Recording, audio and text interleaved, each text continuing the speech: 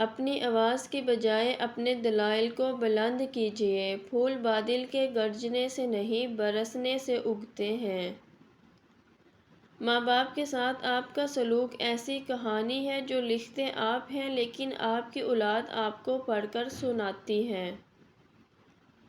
جس نے پریشانی کے اندر اپنا سر سجدے میں رکھ دیا، وہ فقیر بہت دور نکل گیا۔ خاموش رہو، صرف خدا ہی ہے تمہارے دل کا بوجھ ہلکا کر سکتا ہے۔ صبر کا دامن ہاتھ سے نہ چھوڑو، ہر کام آسان ہونے سے پہلے مشکل ہوتا ہے۔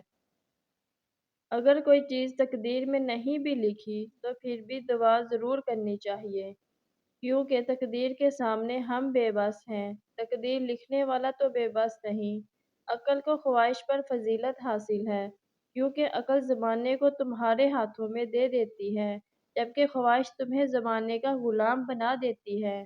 جو تمہارے پاس مال ہے، اس میں سے 10% صدقہ دو اور غریبوں مسکینوں کو کھانا کھلانا شروع کر دو، دولت بارش کی طرح برسے گی۔